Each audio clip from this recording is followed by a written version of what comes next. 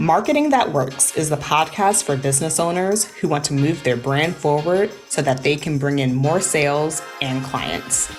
I'm Danielle R, and I'm bringing you what I know from more than 12 years of experience in traditional and online marketing. I have created marketing strategies for businesses of all sizes, from multi-million-dollar corporations to early-stage online businesses. Remember, some marketers chase fads. I believe in mastering the fundamentals. I want you to have more people in your audience who are ready to buy. And in today's episode, I'm going to share what you need to do to have the visibility you need to grow your audience. I'm going to break down the 3 things you need to start doing and how to integrate it into your regular marketing practices. So, how do I grow my audience is one of the biggest questions I hear from clients and people looking to grow their business.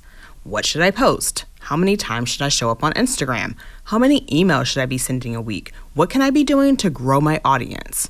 And as people ask these questions, I'm thinking we can talk about content strategy and posting frequency, but when you're looking to grow your audience, when you want to be in front of more people who are ready to buy from you, you need to look outside of your own platforms. And when I say outside of your own platforms, I mean outside of your Instagram account, outside of your LinkedIn, outside of your own email list. I want you to focus on growing your visibility in spaces not controlled by you. Let's think about it this way. Say you built a website. You spent so much time choosing the right pictures, you have great content on the website, it answers everyone's questions, but you still have to go out and get people to visit the site. That's the same with your email list, your Instagram page, or your LinkedIn. You have great content, but now you need to get people to go look at it. And this episode is all about how to go out and get people to want to see you and your page. The first way you can go about getting more visibility is through booking guest podcast appearances. And there are a few reasons why I love this.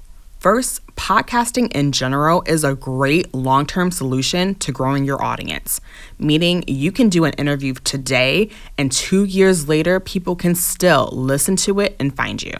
And the second thing I love about being a guest on a podcast is that when you're a guest, you can borrow the trust people have in the host.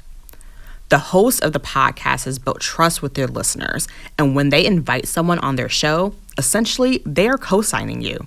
Whatever approval and positive feelings the audience has for the host can spill over to you as the guest. And guest podcasting should be part of your visibility plan because it is a completely new audience that can hear you talk for 30 minutes about your area of expertise. On a podcast, you can go deeper into one of your core concepts or really explore the problems you have helped solve for your clients.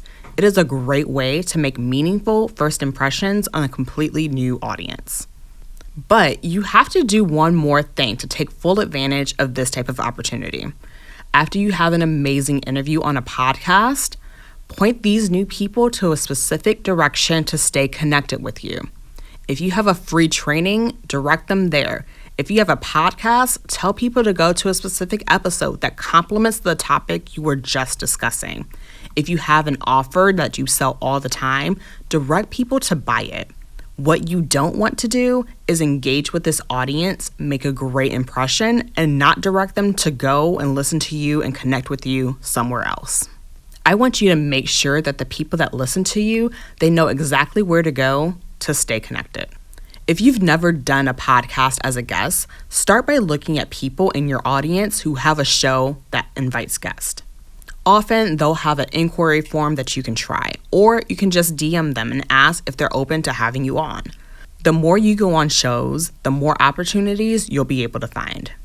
Now that you know the benefits of being a guest on a podcast and how to direct new people who want to join your audience, I want to go into the next type of visibility you should go after.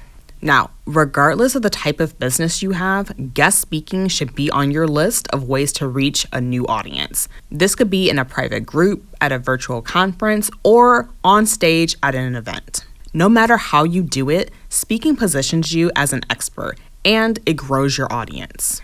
When you're invited to speak at an event or in a private setting, you're invited because the topic you speak on is what people need to hear. This means you have the attention of a group of people who are interested. In that time you have with them, you can position yourself as someone who knows precisely what the audience is struggling with. And when you touch on their exact needs, you have just gained their trust. I have a client who did this exact thing at an in-person speaking event. My client gave a compelling talk to the audience where she showed that she knew exactly what she was talking about, and she was so engaging. Now, after the talk, someone she had never met before said that she was so excited to work with my client.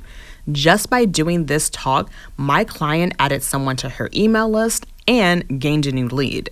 Now, this is one easy way you can start guest speaking. Go on your most used platform and put out a post saying that you're open to speaking engagements and opportunities. You'd be so surprised by how many people will see it and respond with the opportunity they have or a friend of theirs has. Great. So, we know that we can do guest podcasting and speaking to get visibility outside of our own platforms. Now, I want to talk about the third way you can reach audiences who aren't familiar with you: collaborations. Personally, I love suggesting collaborations because it feels like the most accessible to people. I know that people get intimidated by going after speaking engagements or guest podcast interviews. So with a collab, you can reach out to people you already know and cross-promote or blend your audiences. This could be doing an Instagram live and LinkedIn live. This could be doing an email or blog swap. If you're a podcaster, this could be a podcast swapped, even co-hosting a workshop together. While I've done speaking and guest podcasting in the past, collabs are absolutely my favorite. So starting back in December of 2022 and all of 2023, I did an ongoing collaboration with Ariana Rodriguez of AR & Co. We called it the Get Shit Done series. We were both able to get in front of new audience members, and we provided a workshop where people got clear on the plans and systems they needed to get things done in their businesses. And what works so well with this collab is that we both knew each other a bit before starting this. So the decision to work together felt so comfortable. Then, our businesses serve similar people, but in a way that are completely different. So we weren't in competition with each other. And lastly, it was just fun. It was something that we both found so useful for our visibility, and the people who attended loved the clarity that they got from this planning session that we had. And because of that, we decided to do something even bigger and better in the future. But I'll share a little bit more about that soon.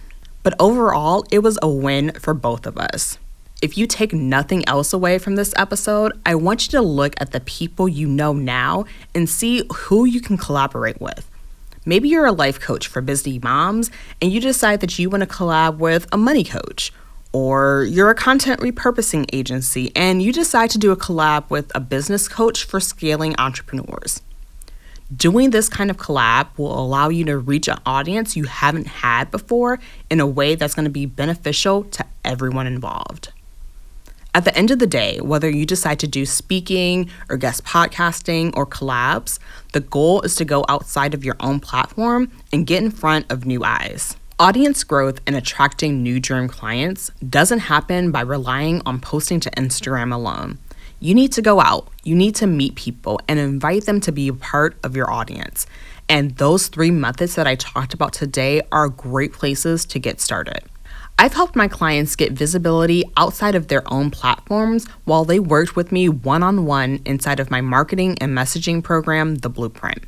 While working together, we came up with plans to get speaking engagements and design collaborations with the goal of ultimately getting in front of more dream clients. During this 3-month program, you will get personalized feedback on what activities you should be doing based on your marketing goals and personal style. And together, we'll make sure that you are getting in front of the right people so that you can grow your business. Head to the show notes and book a call to get started working with me. On this call, we're going to talk about creating a visibility strategy just for you. Not only that, you'll learn how you can leverage your new visibility at these events to start working with dream clients. Okay, I'll talk to you all soon. If you want more marketing that works right in your inbox, head to the show notes and sign up for the email list. You'll be the first to know how you can work with me on mastering your marketing.